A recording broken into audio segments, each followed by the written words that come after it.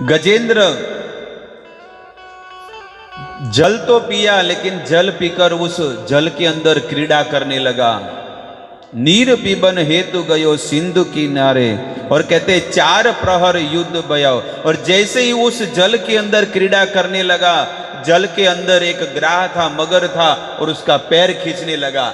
और जैसे ही पैर खींचने लगा तो उसे पता चल गया कि अब मैं मरने वाला हूं। और ये युद्ध कितना चला, कहते 1000 ईयर्स, 1000 वर्ष तक ये युद्ध चला। और स्वर्ग के देवता लोग, सब लोग देख रहे थे, लेकिन कोई भी बचाने नहीं आया। देखिए, सब देवता लोग देख रहे थे, लेकिन कोई बचाने आया नहीं। सबको ऐसा लगा कि इंद्र जाएगा, इंद्र को लगा ब्रह्मा जाएंगे, ब्रह्मा को लगा गणपति जाएंगे, गणपति को लगा सरस्वती जाएगी, सरस्वती को लगा दशामा जाएंगे। सब देवता लोग देख रहे थे कि कोई कुछ न कोई तो जाएगा, लेकिन कोई गया। और कहते हैं 4 प्रहर युद्ध भयो लई गयो मझधारे। 4 प्रहर युद्ध अर्थात बचपन, जवानी, बुढ़ापा और मृत्यु, हम भी युद्ध कर रहे हैं। 4 प्रहर सूरदास जी कहते हैं, व्रज के सूरदास जी कहते हैं कि संसार का जीवात्मा भी 4 प्रहर युद्ध करता है। बचपन में युद्ध करता रहता है, स्कूल में जाना, कितना संघर्ष करके मेहनत करता है। माँ पिताजी मारते रहते हैं, तुझे पढ़ना है कैसे भी करके, मेहनत करना है। कोरोना में 2 साल बैठा रहा है, लेकिन अभी कैसे भी करके तुझे आगे बढ़ना है, पढ़ाई करना है। और न जाने कितने बॉर्नविटा के डब्बे खाली कर दिए बताओ, पूरा किचन में लाइन बना दिया है एकदम। પણ તોય કહેવાય ને કે બોર્નવિટા પીવડાયું, કોમ્પ્લાન પીવડાયું, બદામ ખવડાય, તો એ 12 વર્ષે ઓકા જેવો જ રહે। બોલો, 12 વર્ષે ઓકા જેવો। આ સુધર્યો જ નહીં। આવું ગોતરમાં કોઈ નહોતું, પેલું કે ને બાપ ગોતરમાં આવું કોઈ હતું નહીં।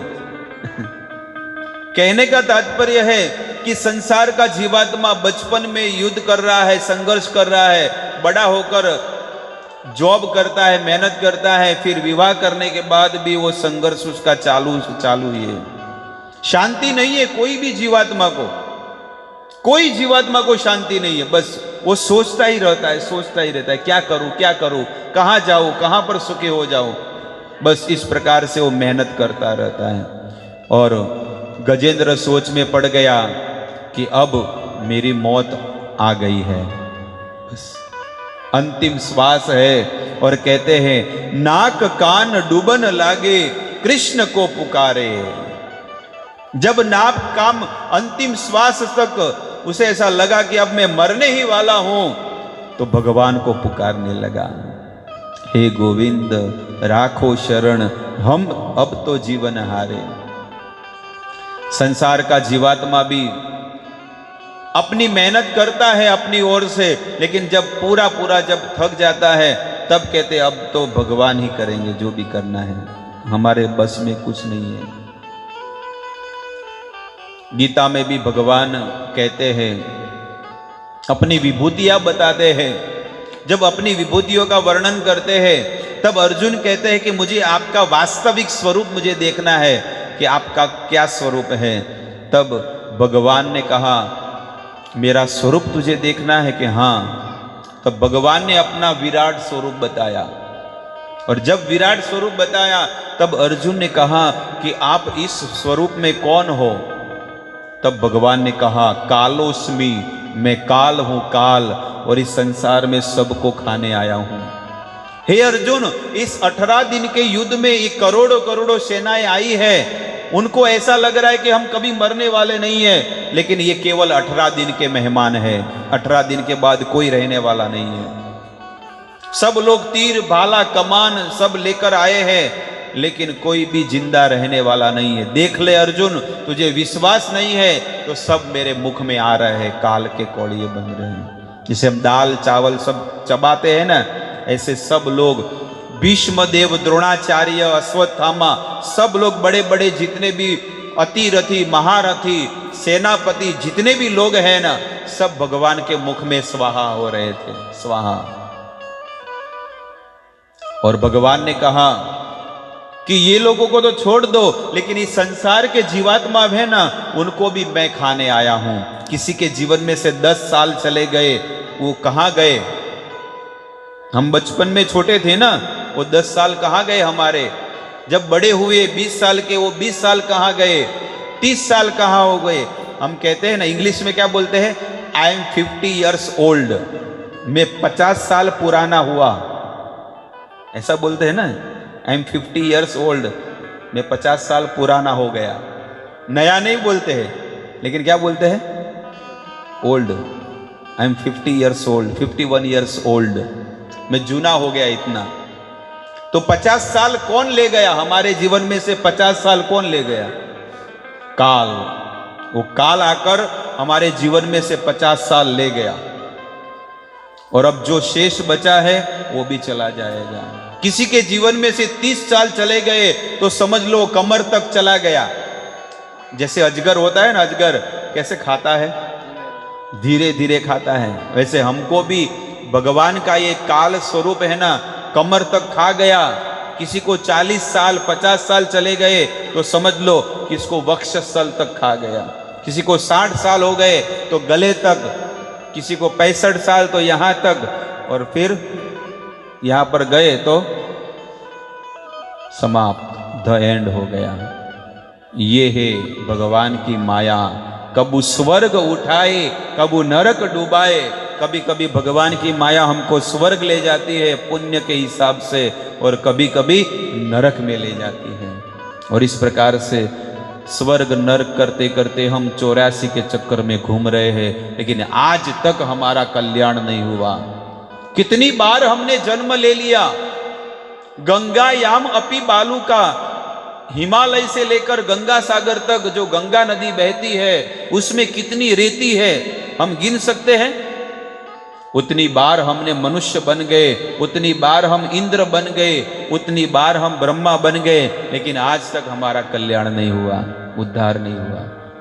लेकिन इस मनुष्य शरीर में हमें साधु संतों की, गुरु की कृपा से हमें भजन मिला, भक्ति मिली, भगवान का नाम मिला, महामंत्र, और उसका अगर हम जाप करेंगे प्रतिदिन तो हम इसी मनुष्य जीवन के पार होकर भगवान के धाम में चले जाएंगे। इसलिए सार चीज को पकड़ लीजिए और पूर्ण विश्वास करके इस मार्ग में आप चलिए, भक्ति के मार्ग में, कि मुझे भगवान के पास जाना है और उसके लिए मुझे सबसे बड़ा शस्त्र मिला है भगवान का नाम। अब सबको पता है कि आपने रामायण सुनी होगी, देखी होगी, कि जब भगवान को लंका में जाना था तो समुद्र में क्या किया था? सेतु।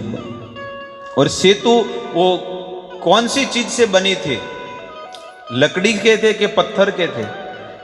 पत्थर का ब्रिज, लेकिन उसमें नीचे कुछ नहीं था। आप सोचिए, पत्थर तैर सकते हैं?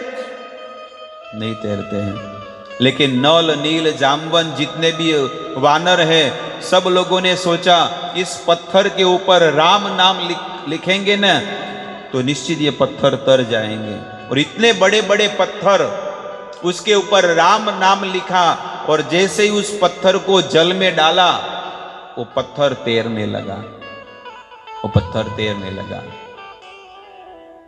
भगवान भी सोच में पड़ गए, सब लोग मेहनत कर रहे, चलो मैं भी मेहनत करता हूं। तो भगवान ने वो पत्थर उठाया और भगवान ने सोचा सब लोग नाम लिख रहे तो चलो मैं भी नाम लिखूं। तब भगवान सोच में पड़ गए, मैं खुद राम हूं, मुझे नाम लिखने की क्या जरूरत है, मैं खुद राम हूं ना।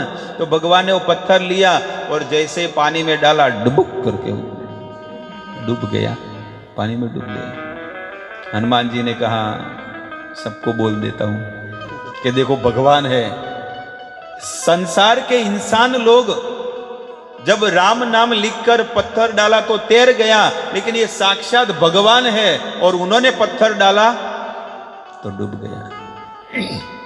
भगवान इसमें से हमें दो चीज सीख देते हैं। भगवान कहते हैं कि मैं जिसको छोड़ दूं ना तो उसका पतन हो जाएगा, वो गिर सकता है, इसलिए पत्थर को छोड़ा तो क्या हुआ, वो पत्थर गिर गया। भगवान कहता है मैं जिस चीज को त्याग करना चाहता हूं ना, उसका इस संसार में कोई भी कल्याण नहीं कर सकता। और भगवान दूसरी चीज हमको सिखाते हैं कि अरे संसार के जीवात्माओं, आप देख लो कि एक निर्जीव वस्तु पत्थर है और उसके ऊपर राम नाम लिखा तो वो जल में तैर गए। आप तो मनुष्य हो, आप आपकी जिह्वा से अगर भगवान का नाम लोगे तो आप भव सागर से तर जाओगे और भगवत धाम के अधिकारी बन जाओगे। तो इस प्रकार से प्रभु का नाम लेना है। यहां पर नाक कान डूबन लागे कृष्ण को पुकारे, और नाक कान जब डूबने लगे तो किसको पुकारा, भगवान को पुकारा। और ये शब्द भगवान के धाम में गया। आप इतने सारे लोग जब बैठे हैं, मैं आपका नाम दूर से पुकारूं तो आप जल्दी से पीछे देखेंगे कि नहीं कि मुझे कौन बुला रहा है कि नहीं। आपको कोई शादी में, पार्टी में, कहीं पर भी हो, लेकिन बहुत दूरी से अगर कोई बुलाए तो तुरंत आप पीछे मुड़कर देखोगे मुझे कौन बुला रहा है। ऐसे आप दुखी होकर, आर्द होकर अगर भगवान को पुकारेंगे ना, तो भगवान भी सोचेंगे मुझे कोई बुला रहा है। इसलिए भगवान का नाम लेना चाहिए एवरी डे, प्रतिदिन, श्वास श्वास पे भगवान का नाम लेना चाहिए, हर श्वास पे। हम कम से कम पूरे दिन में 22,000 श्वास लेते हैं। कितना? 22,000 श्वास लेते हैं। और ये जो महामंत्र का हम जब भगवान का नाम लेते हैं ना, 16 माला का अगर जाप करते हैं, 16 माला एवरी डे, प्रतिदिन अगर 16 माला जप करते हैं तो हम 27,000 नाम जाप करते हैं। तो हम भगवान को ये बताते हैं कि भगवान मैं आपकी 16 माला जाप करता हूं। इससे भगवान कहते हैं कि आपका पूरा ऋण चुकते हो गया। ये है जीव। तो भगवान का नाम लेना चाहिए और इससे भगवान बहुत प्रसन्न होते हैं। तो कहते हैं जैसे ही गजेंद्र ने उस जल के अंदर से वो कमल का फूल लिया और भगवान को अर्पण किया, त्वदीयम वस्तु तुभ्यम एव समर्पयेत, हे भगवान मैंने आपको ये कमल आपको अर्पण किया है, आप इसे स्वीकार कीजिए।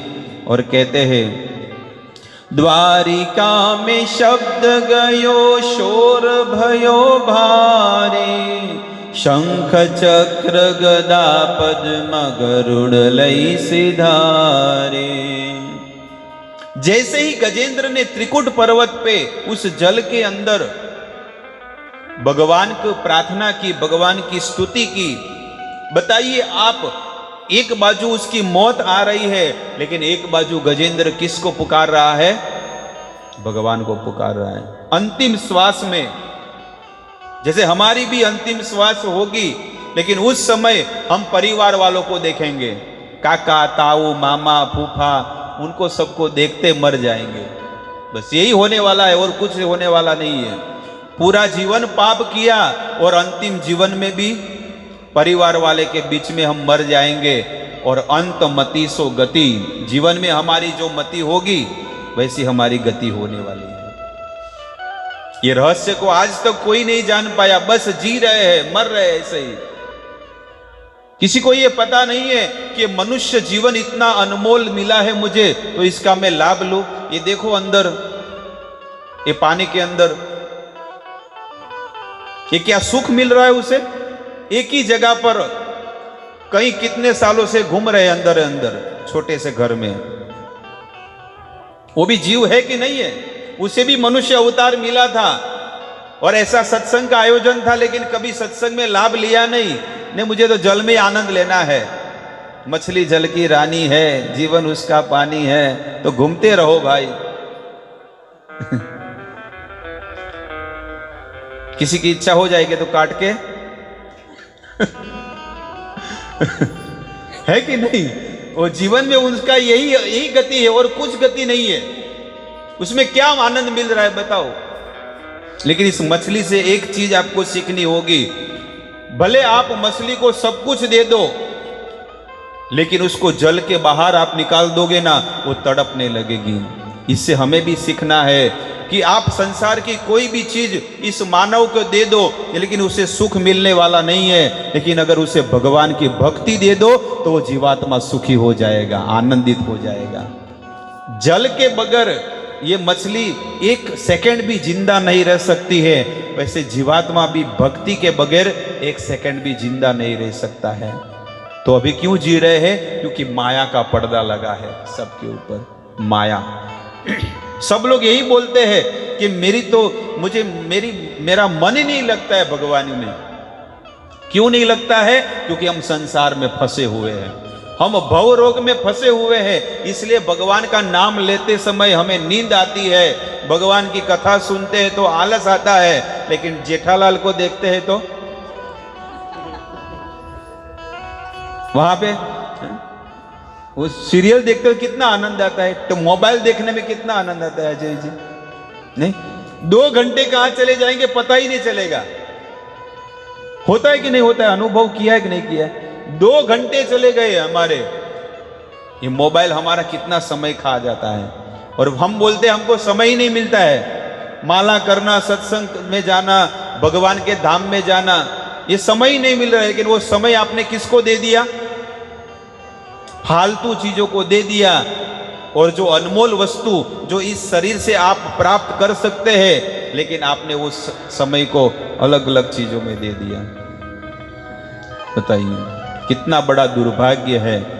कहते हैं द्वारिका में शब्द गयो शोर भयो भारी, इतना बड़ा शोर होने लगा और भगवान सोने के सिंहासन पर सोए हुए थे, धड़ाम करके उठ गए।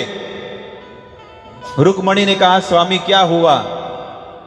अभी बोलने का समय नहीं है। और कहते हैं जल्द ही जल्द भगवान ने दौड़ने लगे। गरुड़ जी ने कहा आप मुझ पर बैठ जाइए, आपको कहां जाना, मैं आपको छोड़ दूंगा। भगवान ने कहा आज गरुड़, आज तेरी गति भी मुझे स्लो लग रही है, क्योंकि अगर थोड़ी सी भी देर हो गई तो वहां मेरे भक्त की लाज जाने वाली है।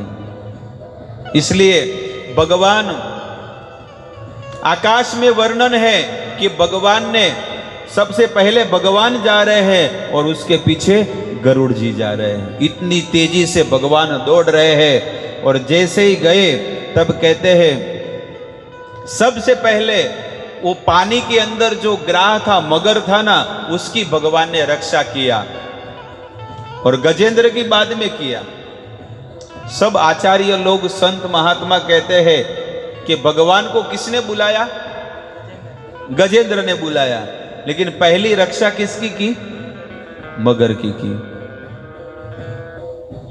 मगर की पहले क्यों की रक्षा और गजेंद्र की बाद में की? क्योंकि हमारे आचार्य गण कहते हैं कि गजेंद्र भगवान का भक्त है और गजेंद्र ने भगवान की स्तुति की, लेकिन मगर ने किसके चरण पकड़े थे? भक्त के चरण। कहते हैं भगवान कहते हैं कि जो मेरे गुरु के, मेरे संतों के, मेरे भक्तों के चरण पकड़कर अगर भक्ति करता है तो उसका कल्याण मैं सबसे पहला करता हूं। ये चीज भगवान बताते हैं। इसलिए गुरु के आदेश के अनुसार, गुरु की शरणागत रहकर हमें जीवन में भजन करना चाहिए। इस प्रकार से पहले सुदर्शन चक्र चलाया और मगर का उद्धार किया, उसके बाद गजेंद्र का उद्धार किया।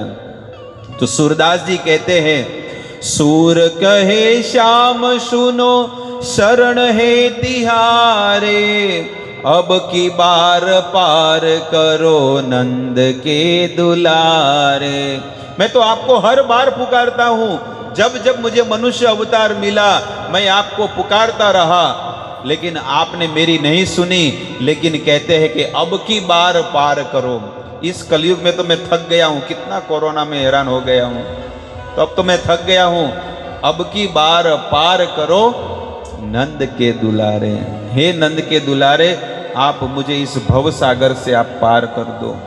हम भगवान से करोड़ों किलोमीटर दूर है, 1-2 किलोमीटर दूर नहीं, लेकिन करोड़ों किलोमीटर दूर है। हमारा और भगवान का कौन सा आंकड़ा है? लेकिन 36 का करके 63 का करना है, 63 का। समझ में आया?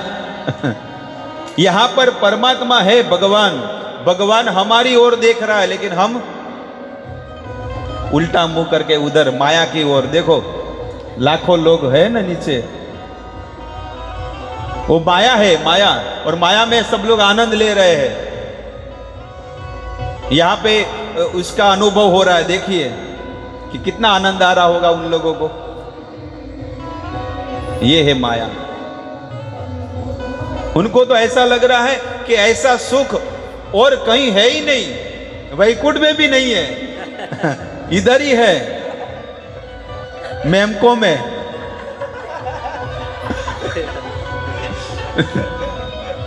ले लो, लूट लो, आनंद लूट लो, थोड़ा ड्रिंक करो, थोड़ा मांस खा लो और आनंद ले लो, बस। ये संसार के जीवात्मा इंद्रिय तृप्ति, शरीर को सुखी करना और नश्वर चीज को सुखी कर रहे हैं। शाश्वत वस्तु जो आत्मा है उसको तो वो तो दुखी दुखी है। और इस प्रकार से कहते हैं कि सहस्त्र बाहु 10 बदन आदनी को बचे न काल बलीते, हम करी धन दान सवारे अंत चले उठ रीते। कहते इस संसार में, ये संसार के फालतू व्यक्ति की तो बात छोड़ दो, लेकिन सहस्त्र बाहु 10 बदन, रावण जैसा, रावण जो इतना विद्वान था वे भी माया में पड़ गया था। बताओ रावण किसकी संतान है? ब्राह्मण पुत्र, ब्राह्मण पुत्र था, लेकिन उसकी गिनती किस में आ गई? असुरों में, राक्षस में। बताओ इतने कहते हैं कि बड़े बड़े ऋषि की, कश्यप मुनि की संतान मानी जा नहीं, एक गोत्र की उसकी रामचरितमानस में बात आती है। ऋषि मुनि की संतान थे, लेकिन उसका संग गलत था, गलत व्यक्तियों के साथ उठना बैठना था, इसलिए रावण का स्वभाव, नेचर, उनका दिनचर्या आसुरी वृत्ति वाली हो गई थी। तो कहते हैं सहस्त्र बाहु, एक कार्तवीर्य अर्जुन था जिसकी 1000 भुजाएं थी, 1000 भुजा, और उसको भी ऐसा लगा कि मैं कभी मरने वाला नहीं हूं, लेकिन सहस्त्र बाहु कार्तवीर्य अर्जुन को भी मरना पड़ा। और 10 बदन, कहते रावण जिसके 10 मस्तक है, ऐसे रावण को भी मरना पड़ा। इसलिए कहते हैं कि भजन करना है तो भगवान का करो। देवताओं का भजन करने में, देवताओं की स्तुति करने में बहुत कष्ट है और बहुत पीड़ा है। हिरण्यकशिपु ने कितना तप किया था? कितने साल तक किया था? 36,400 वर्ष तक तप किया हिरण्यकशिपु ने, लेकिन हिरण्यकशिपु क्या करना पड़ा? मरना पड़ा ना। हालांकि उसे वरदान मिला था कि मैं अमर बन जाऊं। हे ब्रह्मा जी मुझे वरदान दीजिए कि मैं अमर बन जाऊं। ब्रह्मा जी ने कहा मैं खुद मरने वाला हूं। गीता पढ़ी कि नहीं? गीता पढ़ो तो पता चलेगा। आ ब्रह्म भूना लोका पुनरावर्तीनो अर्जुन, हे अर्जुन, एक ब्रह्मा से लेकर एक चींटी तक सबको पुनर्जन्म मिलता रहता है। तो मैं भी मरने वाला हूं। जिसके पास 100 रुपया भी नहीं है और उसके पास 500 रुपया मांगेगा, कैसे मिलने वाला है? तब हिरण्यकशिपु ने कहा कोई वांधा नहीं, इस कान से नहीं तो उस कान से। हिरण्यकशिपु ने कहा ठीक है कोई वांधा नहीं, मुझे आप ये वरदान दे दो, मैं दिन में न मरूं, रात में न मरूं, मैं अस्त्र से न मरूं, शस्त्र से न मरूं, मैं पशु से न मरूं, मैं मानव से न मरूं, मैं पृथ्वी पर न मरूं, आकाश में न मरूं। इस प्रकार से हिरण्यकशिपु ने सब वरदान मांग लिए और सब स्टैम्प पेपर पे पूरा करार हो गया और ब्रह्मा जी ने साइन कर दिया, लिखितन ब्रह्मा जी। और सबके साथ युद्ध करने जब हिरण्यकशिपु जा रहा था और सब युद्ध करने आ रहे थे, हिरण्यकशिपु स्टैम्प पेपर दिखाता था कि देख ले भाई, मैं दिन में न मरूं, रात में न मरूं, अस्त्र से न मरूं, शस्त्र से न मरूं। वो शरणागत हो जाता था, अरे भाई आपसे कौन युद्ध करेगा। इस प्रकार से सब सरेंडर हो जाते थे और पूरे ब्रह्मांड में हिरण्यकशिपु का आतंक बढ़ने लगा। इतना तपस्या करने वाला हिरण्यकशिपु, लेकिन जब भगवान नरसिंहदेव स्तंभ में आए, खंबे में, और खंबा फाड़कर नरसिंहदेव भगवान प्रकट हुए और नरसिंहदेव भगवान हिरण्यकशिपु के साथ घमासान युद्ध किया।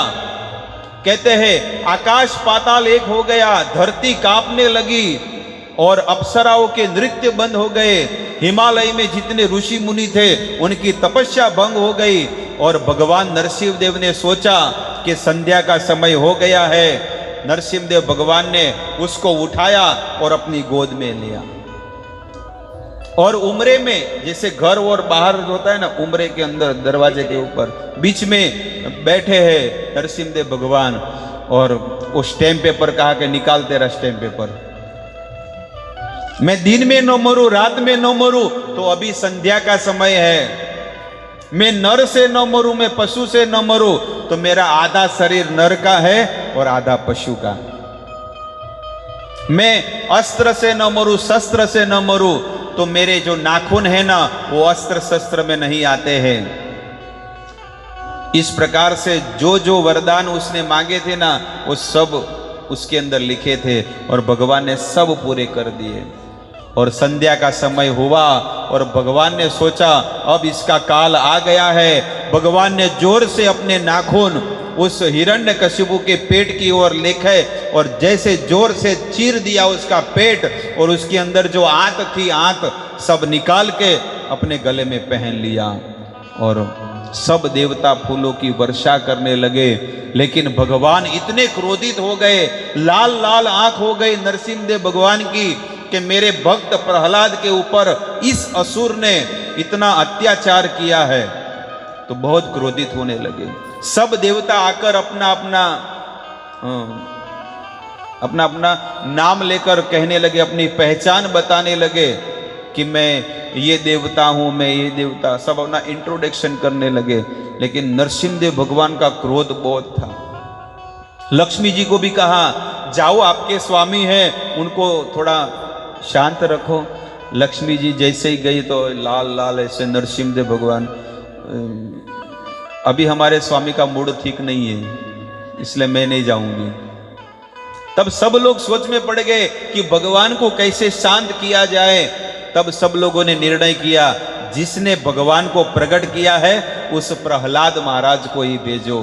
5 साल का बालक फूलों की माला लेकर नरसिंहदेव भगवान को गले में पहना रहे हैं और नरसिंहदेव भगवान ने प्रहलाद को उठाया, जैसे हम छोटे से बच्चे को उठाते हैं ना, ऐसे गोद में उठाया, बैठाया और अपनी जीभ से नरसिंहदेव भगवान जो सिंह के रूप में थे अपनी जीभ से चाटने लगे, स्नेह करने लगे। कितना प्रेम करते हैं भगवान। भगवान अपने भक्त को बहुत प्रेम करते हैं। तो ये कहते हैं कि हिरण्यकशिपु ने 36,000 वर्ष तक तप किया और प्रहलाद महाराज ने 5 साल तप किया। हिरण्यकशिपु ने तप किया लेकिन संसार के जीवों को दुखी करने के लिए, लेकिन प्रहलाद ने तप किया भगवान को प्रसन्न करने के लिए। ये है जीवन। देखो, इसलिए हमें मनुष्य जीवन तो मिला है, किसी को स्त्री का, लेडीज का और किसी को पुरुष का जन्म मिला है, लेकिन हम इस शरीर से लोगों को दुखी करते हैं। इसलिए हम कैसे हैं? असुर है। अगर इस काया से अगर हम किसी को सुखी कर रहे हैं तो हम देवता की कैटेगरी में गिने जाएंगे। अगर इस शरीर से हम किसी को दुखी करते हैं तो हम असुर की कैटेगरी में हैं। हम हिरण्यकशिपु से कम नहीं है। इसलिए हमारा जीवन, हमारा आचरण, हमारा व्यवहार, हमारा स्वभाव हमें ऐसा बनाना चाहिए कि इस शरीर से हमें दूसरों को सुखी करना चाहिए कि कैसे करके मैं लोगों को सुखी करूं। लेकिन हमारा स्वभाव कैसा है? बस मैं मेरे घर के परिवार के लोगों को सुखी करूं, बाकी भले सब मरे, सब लोग दुखी हो जाए। हमसे हो सके उतनी लोगों की सेवा करनी चाहिए, लोगों के दुख में भाग लेना चाहिए। लेकिन संसार का जीवात्मा स्वार्थी बन गया है। कैसा है? स्वार्थी। मैं क्यों मदद करूं? अरे तुम उसकी मदद करोगे ना तो उसके हृदय में कौन है? बताओ, हृदय में कौन है? भगवान है। उसकी मदद आप नहीं कर रहे हो, लेकिन किसकी कर रहे हो? भगवान की कर रहे हो। ये भाव से आप करो। ऐसा भाव होना चाहिए कि हम उस मनुष्य की नहीं कर रहे हैं, लेकिन उसके हृदय में बैठे हुए प्रभु की कर रहे हैं। भगवान सब चले जाते हैं तो उसकी कोई सेवा करता है? फिर तो डायरेक्ट उठाकर, इसलिए आप उसकी सेवा नहीं कर रहे हो, आप उसके हृदय में रहे हुए प्रभु की, भगवान की सेवा कर रहे हो।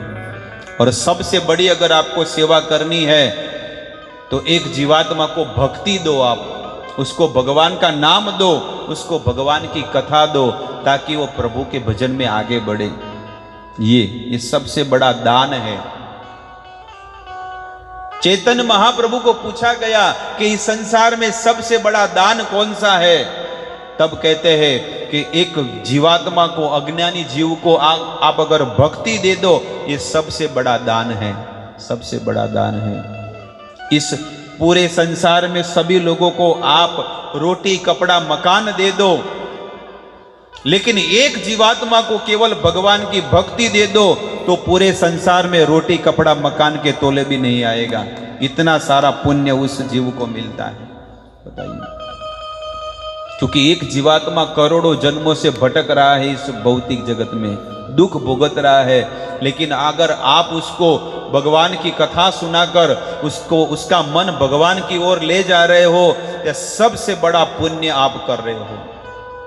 और जिसके घर पे इतना सुंदर भागवत हो रहा है, इतनी सुंदर कथा हो रही है, ये भागवत नहीं हो रहा है, यहां पर सबसे बड़ा यज्ञ हो रहा है, सबसे बड़ा हवन हो रहा है। बताइए, इससे बड़ा कोई यज्ञ है ही नहीं।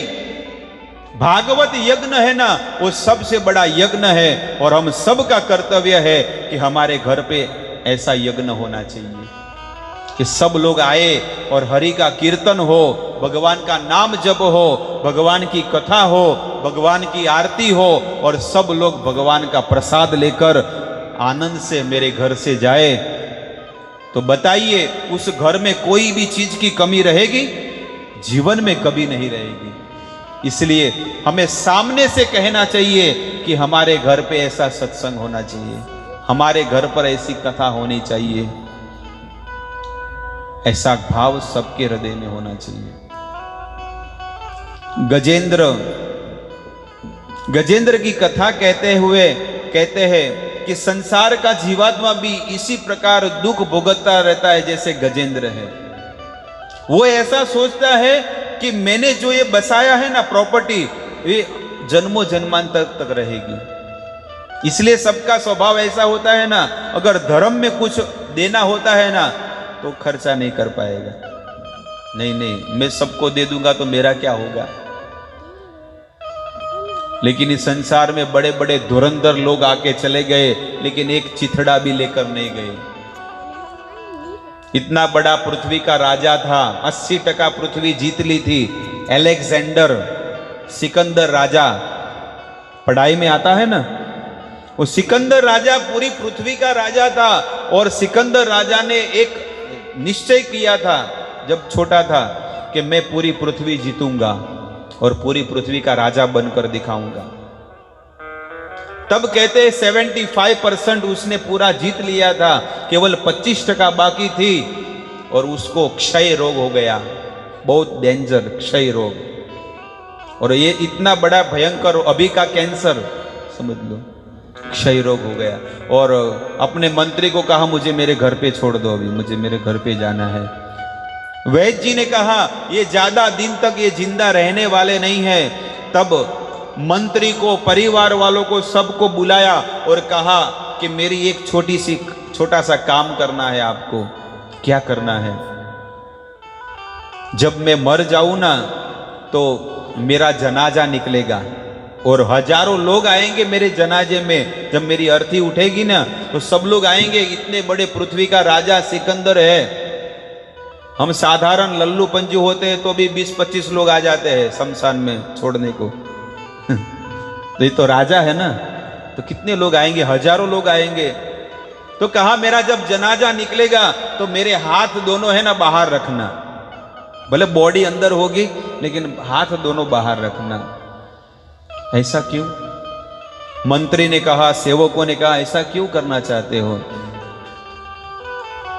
मैं इस पूरी पृथ्वी का राजा हूं और इस संसार के लोगों को ये तो पता चले कि पूरा पृथ्वी का राजपाट करने वाला ये सिकंदर राजा अब उसे शमशान में ले जा रहे हैं, कब्र में ले जा रहे हैं, लेकिन कुछ लेकर नहीं जा रहा है।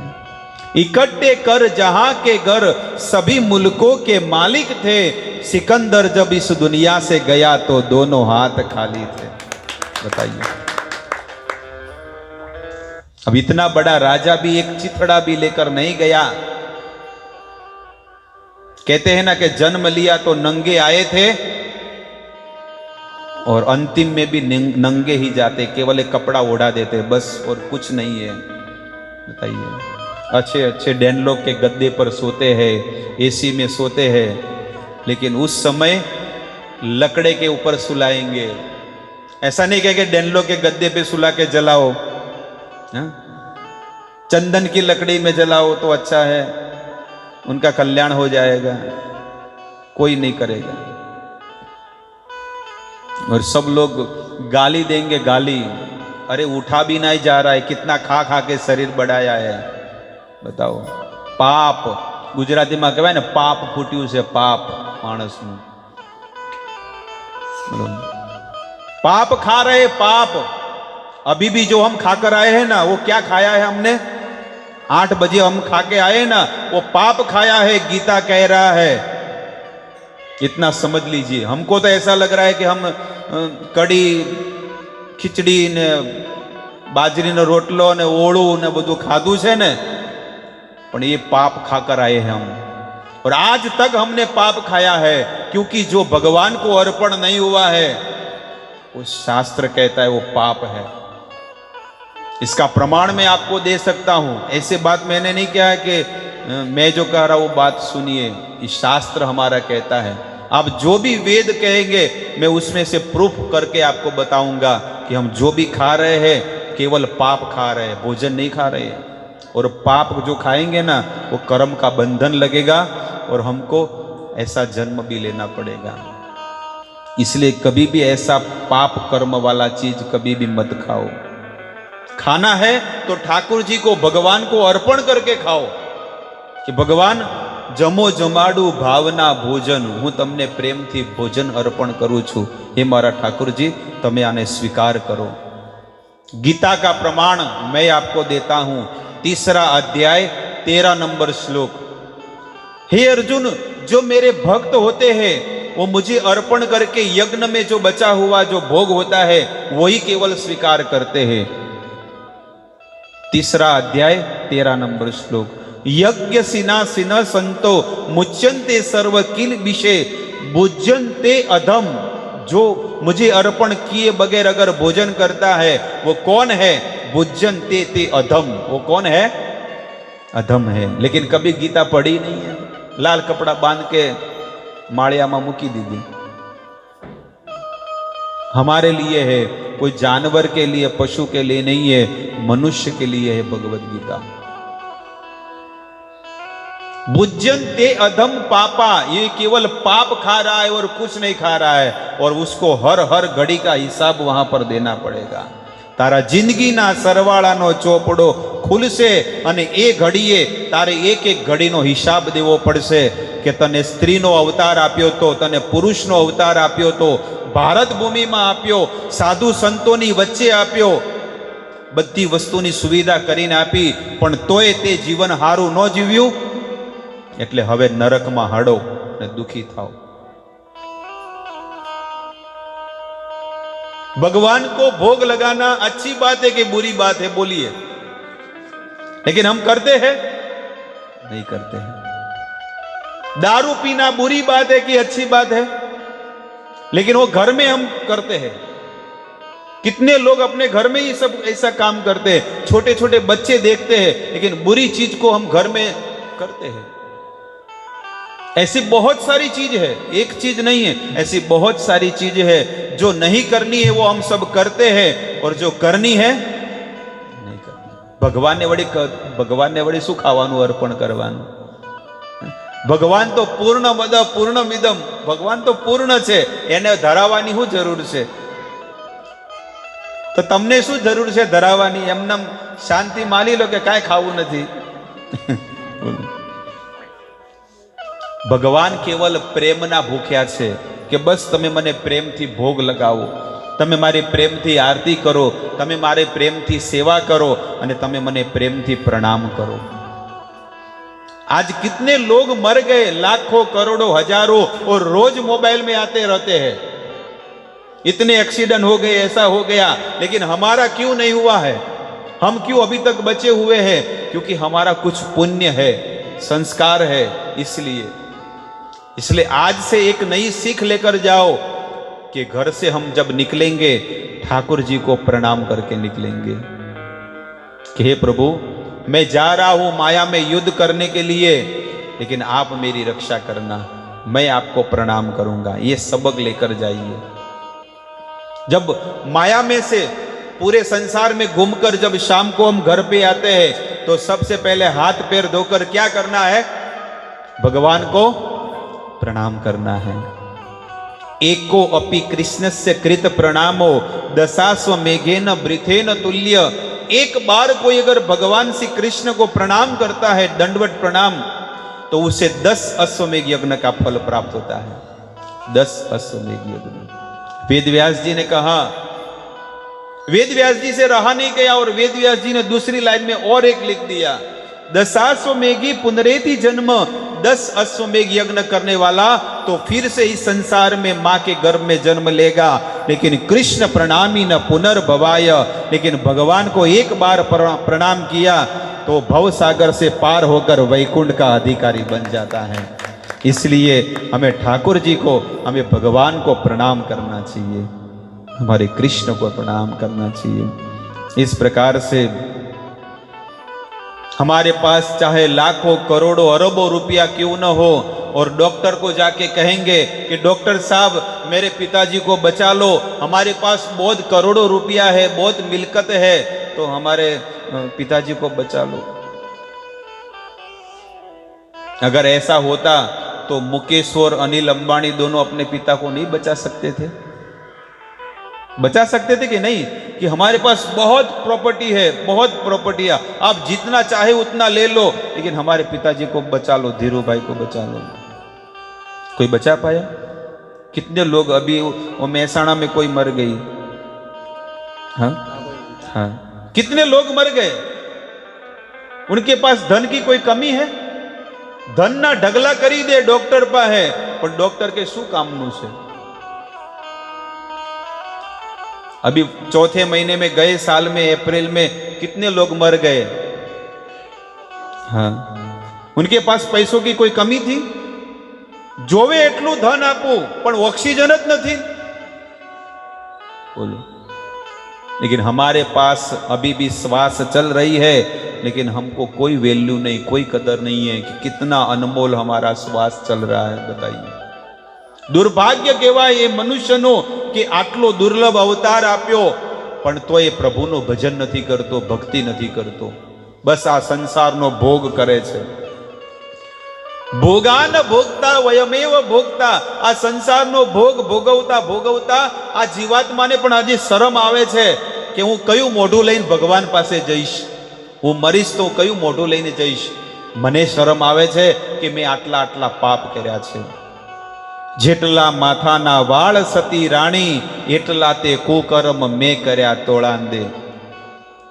ए जेसल जाडेजा जे कच्छनी धरतीनो काळुडो नाग कहेवातो, एने तो पोताना पाप बोली दीधा, पण आपणे हजी अंदर तिजोरी में पेक करीने सील मारीने मूकी दीधा छे. भगवान आगळे कोईने कहेवानी इच्छा न थती, एटला बधा पाप छे मनुष्यना.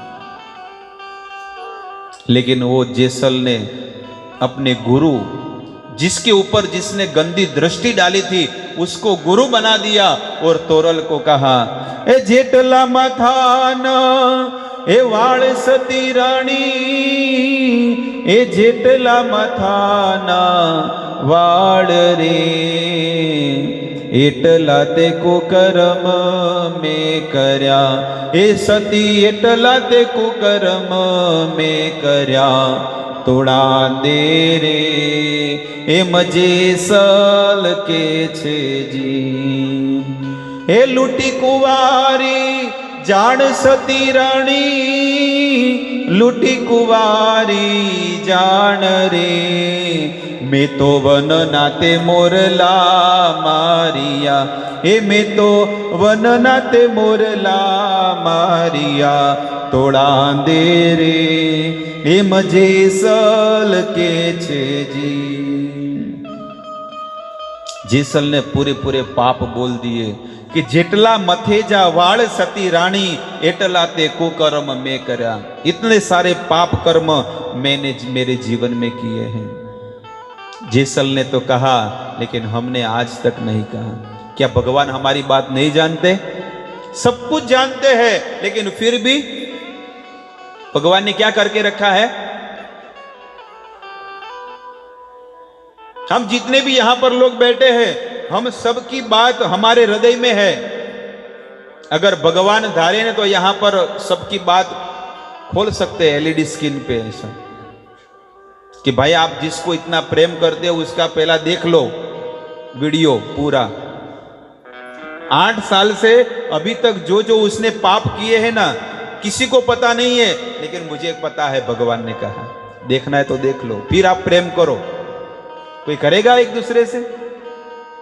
पति पत्नी से छुपा रहा है, पत्नी पति से छुपा रही है, परिवार कुटुंब वाले छोटे छोटे बच्चे अपने माँ बाप से छुपा रहे हैं। सब लोग एक दूसरे से हर चीज छुपा रहे हैं, लेकिन अच्छी चीज दिखाना चाहते हैं कि देखो मैंने ये किया, मैंने ये किया, है कि नहीं?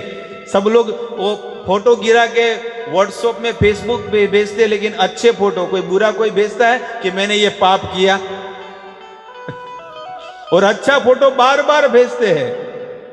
अरे किसी ने देखा नहीं होगा, लाओ दूसरी बार भेजता हूं है कि नहीं? इसलिए अच्छा व्यक्ति सबको बनना है, लेकिन कोई व्यक्ति ऐसा सोचता है कि मेरे पाप भी मैं सबको बताऊं। नहीं, अगर मैं सबको पाप बताऊंगा तो जितना जो प्रेम मुझे कर रहे हैं ना, कोई मुझे नहीं करेगा। लेकिन भगवान अगर चाहे ना तो 1 सेकंड में हमको बर्बाद कर सकते हैं। लेकिन फिर भी भगवान कितने दयालु है, कृपालु है कि उसको बांधी मुट्ठी लाखनी, है कि नहीं? भगवान चाहे तो 1 सेकंड में हमारा भेद सब खोल सकते हैं कि तुमने कितना चोरी किया, कितना नशा किया, कितना पाप किया, क्या धर्म किया, क्या जो जो है हम सबको पता है। लेकिन एक चीज है, जब भी भगवान के पास जाए तो सब पाप बोल देना चाहिए कि भगवान मुझे माफ कर देना, मेरे से बहुत बड़ी भूल हो गई, मैं अज्ञान में था, मुझे पता नहीं था। तो गुरु और भगवान के सामने सब बोल देना चाहिए। और सच्चे गुरु वही होते हैं जो उस शिष्य को ज्ञान दे और भक्ति दे। ऐसा नहीं कि गुरु फिर दूसरों को जाके बोले कि अरे भाई ये ऐसा है, ऐसा है। नहीं, वो गुरु है ही नहीं। गुरु उसे कहते हैं जो अपने शिष्य को भगवत धाम, भगवान की प्राप्ति कराए, उसे कहते हैं गुरु। गुरु उसे कहते हैं जो बड़े मन वाले होते हैं, बड़े विचार वाले होते हैं, अच्छे संस्कार वाले होते हैं। ऐसे गुरु हमारे जीवन में होने चाहिए जो हमें भगवान का ज्ञान दे, भगवान की भक्ति दे और भगवान का धाम प्रदान करे। इस प्रकार से यहाँ पर कहते हैं कि गजेंद्र भी धीरे धीरे वो पानी में जो डूब रहा था, लेकिन भगवान ने उसकी रक्षा की। और इस प्रकार से सुखदेव जी कहते हैं कि गजेंद्र और ग्राह का दोनों का कल्याण हुआ। राजा परीक्षित कहने लगे कि ये दोनों का कैसे कल्याण हुआ? तब सुखदेव जी उनके आगे के जन्म की कथा कहते हैं। सुखदेव जी कहते हैं कि गजेंद्र एक हाथी के शरीर में है, लेकिन हाथी के शरीर में उसे भक्ति कैसे मिली? मनुष्य नहीं कर पाता है तो ये हाथी के शरीर में कैसे भगवान का भजन किया? तब कहते हैं कि ये गजेंद्र उसके पहले के जन्म में इंद्रधूम राजा थे। कौन थे? इंद्रधूम राजा थे। और इंद्रधूम राजा अपने महल में बैठकर तप कर रहे थे, साधना कर रहे थे, एक जगह पर आश्रम में बैठकर, छोटी सी कुटिया में बैठकर। और उसी समय अगस्त ऋषि मुनि वहां पर आए और अगस्त ऋषि मुनि ने कहा जलम देहि। क्या कहा? पानी दो, मुझे पानी चाहिए। लेकिन वो तो साधना कर रहे हैं। तब अगस्त ऋषि मुनि ने कहा कि ये जड़ जैसा, इसके यहां पर आतिथ्य मेहमान आए हैं और मेहमान की मेहमान गति नहीं कर रहा है। जाओ, मैं तुझे श्राप देता हूं कि तू जड़ बन जा। जड़ मतलब एक हाथी का शरीर में पशु बन जा। और इस प्रकार से अगस्त ऋषि मुनि ने श्राप दे दिया। हकीकत में इंद्रदुम राजा तो भगवान का रियल में ध्यान कर रहे थे, उनको तो ये पता ही नहीं था कि यहाँ पर कौन आए हैं। तब अगस्त ऋषि मुनि ने उनको श्राप दे दिया कि जाओ, तुम गजेंद्र हाथी के शरीर में तुम रहो और तुम्हारा गजेंद्र का शरीर आएगा, बनेगा। लेकिन एक मगर, एक ग्राह तुम्हें पकड़ेगा और जब जिस समय ग्राह तुम्हें पकड़ेगा तुम भगवान को प्राप्त करने की इच्छा करोगे और भगवान को याद करोगे और उसी समय भगवान हरि आएंगे और आपका कल्याण कर देंगे। इस प्रकार से गजेंद्र की कथा कही तो कहने लगे कि ग्राह कौन है? जो मगर था वो कौन था? तब कहते ग्राह एक गंधर्व था, हुहू नाम का गंधर्व, स्वर्ग का। स्वर्ग में बहुत सारे गंधर्व होते हैं। तो ये गंधर्व स्वर्ग के अंदर कुछ देव ऋषि मुनि थे। ये ऋषि मुनि जल के अंदर है ना स्नान करते थे। तो ये गंधर्व, हुहू नाम का गंधर्व क्या करता था? उनका गमछा खींच लेता था, उनके पैर खींचने लगता था, उनको पानी में गिराता था। तो ऋषि मुनियों ने श्राप दे दिया कि तुम हमारे पैर खींच रहे हो, हमारे गमछे खींच रहे हो, जाओ मैं तुम्हें श्राप देता हूं। ऋषि मुनियों ने कहा हम आपको श्राप देते हैं कि आप मगर बन जाओ। तब वो हुहू नाम का जो गंधर्व है वो चरणों में गिर गया कि ऐसा श्राप मत दो, ऐसा श्राप मत दो। लेकिन कहा ये वाणी में से जो निकला वो सत्य होगा। लेकिन जिस दिन आप एक भगवान के भक्त के चरण पकड़ोगे गजेंद्र का, उस दिन आपका कल्याण हो जाएगा। ऐसा ऋषि मुनि ने आशीर्वाद दिया। और भगवान सबसे पहले आपका कल्याण करेंगे, उसके बाद गजेंद्र का कल्याण करेंगे। सुखदेव गोस्वामी कहते हैं कि इस प्रकार से ये गजेंद्र और मगर की कथा, ग्राह की कथा मैंने आपको की। तो इस कथा में से हमें यही सीखने को मिलता है कि हमारे पास समय बहुत ही कम है और वो समय को समाज को, कुटुंब को, परिवार को न देते हुए वही समय हमें भगवान को देना चाहिए। कि भगवान के मंदिर में जाकर, हमारा घर में ही मंदिर बनाना चाहिए और भगवान के मंदिर में जाकर हमें भगवान का नाम लेना चाहिए, ठाकुर जी का नाम लेना चाहिए। और जितना आप भगवान का नाम लोगे उतने जल्दी आप इस भवसागर से तर जाओगे और वैकुंठ की प्राप्ति होगी। तो यहीं पर मैं मेरी वाणी को विराम देता हूँ। किसी का कोई भी प्रश्न है तो आप पूछ सकते हैं। किसी का कोई प्रश्न है तो पूछना है भगवान के विषय में।